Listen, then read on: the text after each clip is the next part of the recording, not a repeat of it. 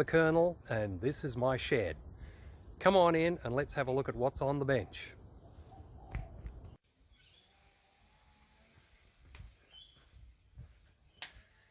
Well, I picked this little beauty up fairly cheap on eBay, and if you love simple 1960s design, I think you'll love this one. It's from Dutch Philips, and it's a mono amplifier, originally I think intended for hi-fi or at least music use, and it has the controls there in Dutch: volume, which must be international, hoog, laag, and koers, which of course, as everybody knows, means high, low, and choice. So we have treble, bass, and a selector. That's an input selector.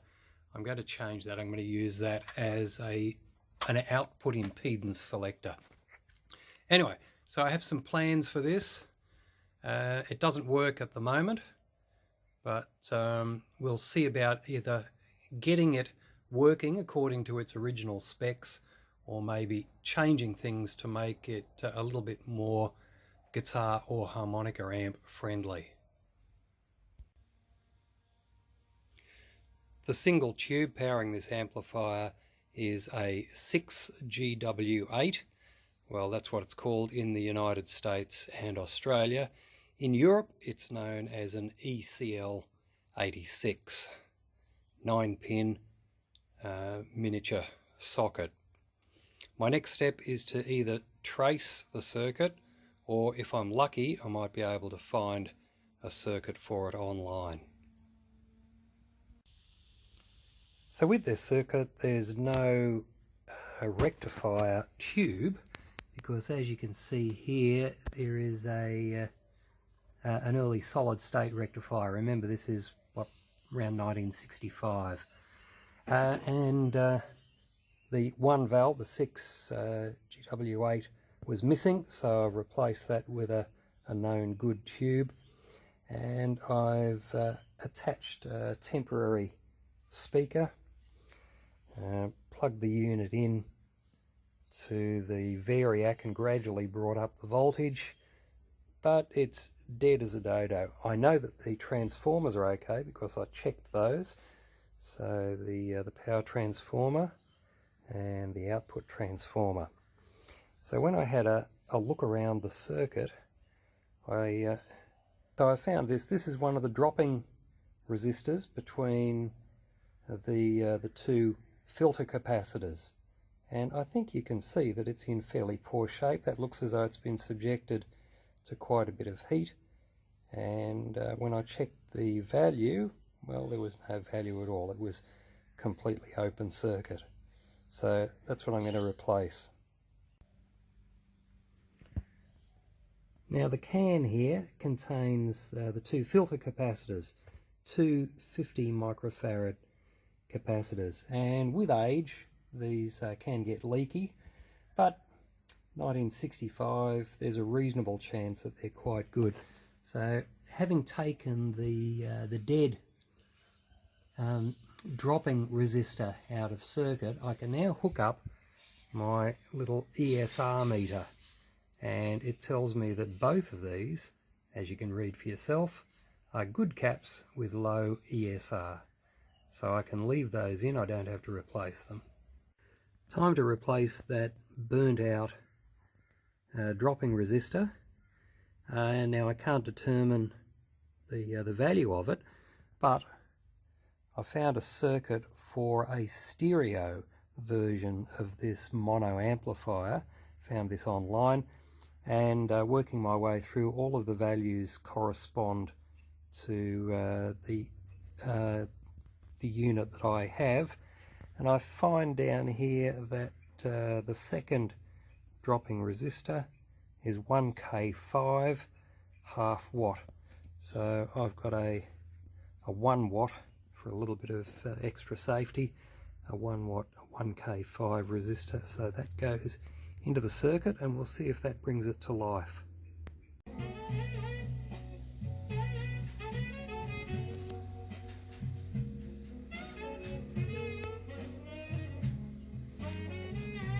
Well, the little 1960s Philips mono hi-fi amplifier is finally working.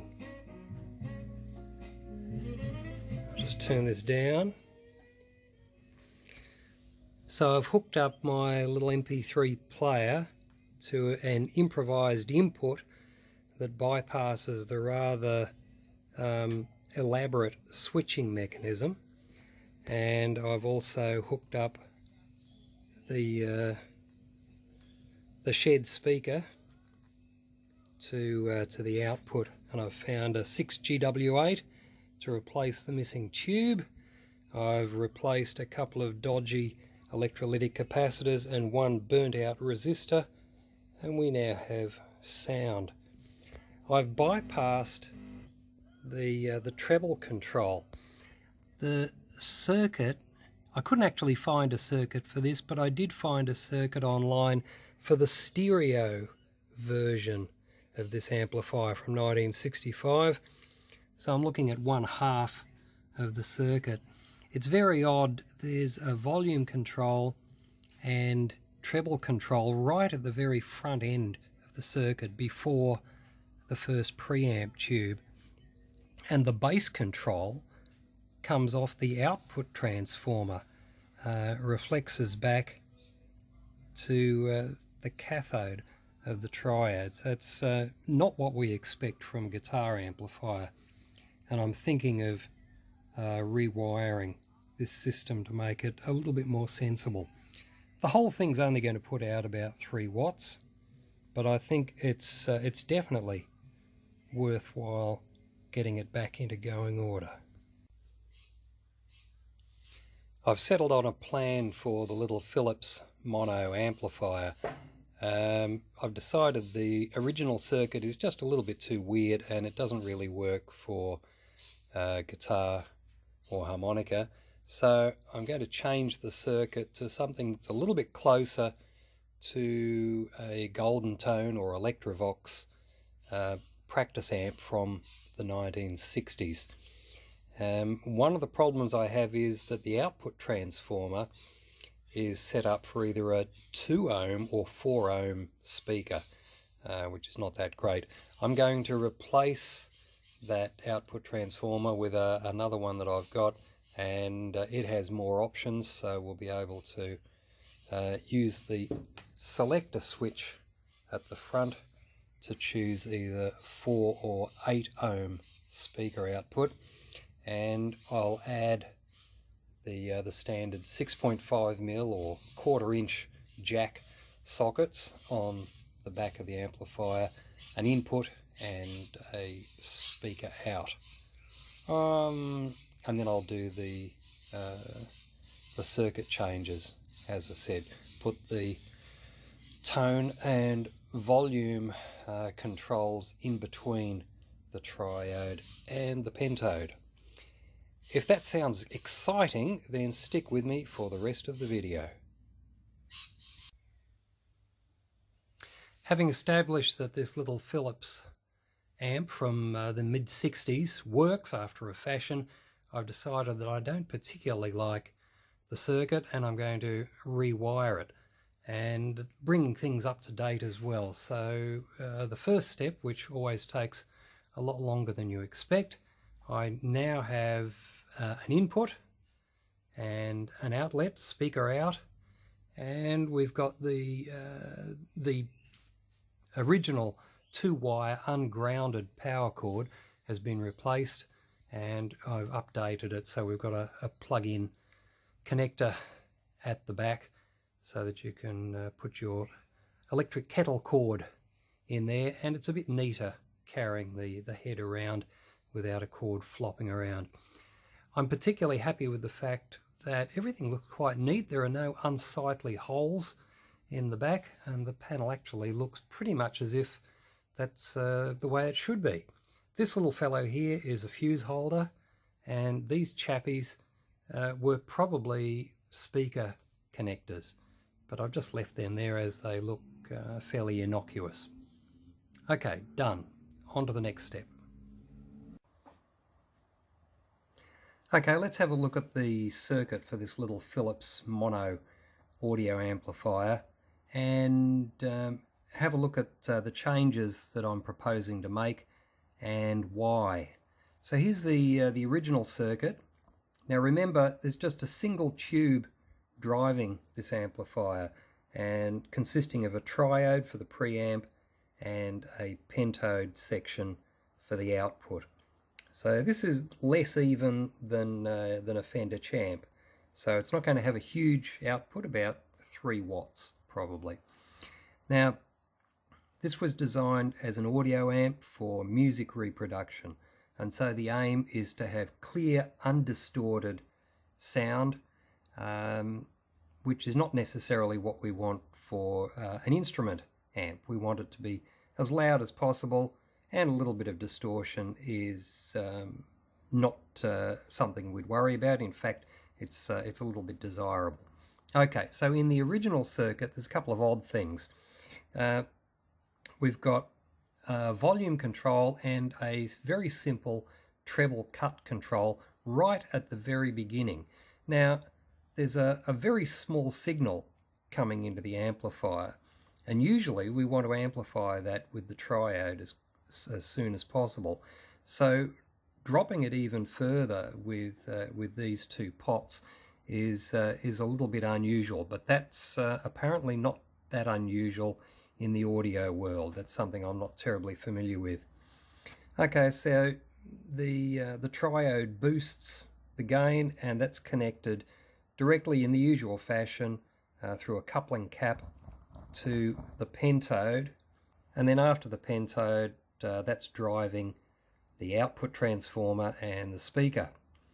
Now, the bass control is a little bit unusual in that it's part of the negative feedback circuit. We're fairly familiar with that with instrument amps, but so we've got the negative feedback circuit here feeding back to the cathode of the triode, and the bass control is inserted there.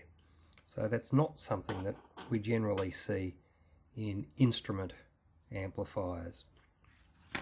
So I've decided that what I'm going to do is go down the road of the much more familiar way of doing things, very similar to a Fender circuit. So we've got the typical input with the 34K grid stopper and the 1 meg grid leak resistor, and we've got the standard cathode bypass cap value of 25 microfarads, and then what I've done is in between the triode and the pentode section we've got a simple tone stack, and this is borrowed from Fender's brown face circuit. So we've got a bass and treble control using the same knobs on the front of the amp that's already there, and then there's a volume control just before the output part of the tube.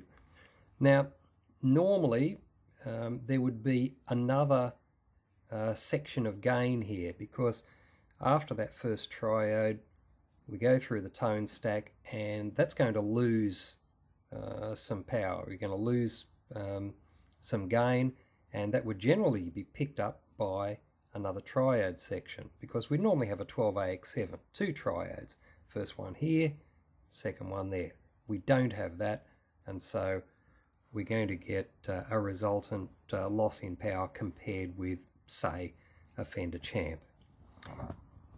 And then we go to the output stage, no negative feedback. We want to keep things raw, and I'm changing the output transformer because the one in the original circuit was designed to drive a 5 ohm speaker. I've got an output transformer which gives us a selection of taps, and I'm going to put a selector there so that we can select at least 2 of those, probably 4 ohms and 8 ohms out, which will be the most common types. That's the plan. Here's a photo online of the 1965 Dutch Philips V30S with its speakers. This is a low power stereo audio amplifier, about putting out about 3 watts per side. Now, if this is what I had picked up cheaply on eBay, I probably would have restored it and kept it as a small valve stereo amplifier. That would have had some use and would have been quite popular for resale. But what I've got is the V30M, which is a mono amplifier, and of not much value in the audio world. And this is why I took the trouble to redesign the circuit and make it a low power practice or studio instrument amplifier for guitar or harmonica. So here are the components that have been discarded from the original circuit of the little Philips mono 1-tube amplifier. The output transformer was inappropriate, as I've mentioned earlier, as were the values of the 2 tone pots. Apart from the burnt out dropping resistor, which I must have thrown away, the only components that were a bit dodgy were the bypass caps. Everything else was actually still functioning, just wasn't appropriate to the changed circuit. So for a 55-year-old amplifier, that's pretty good going. Well, just when I think everything is done and dusted, there's a problem. The European pots have 6mm shafts. The 2 pots that I've changed for the tone controls have 1/4-inch shafts. So that means there's a difference of about 0.5 millimeter in the diameter. So the wee little Dutch red knobs won't go on to the new shafts. So I'm going to have to disassemble these and grind down the shafts the requisite amount so that I can use the matched set of knobs.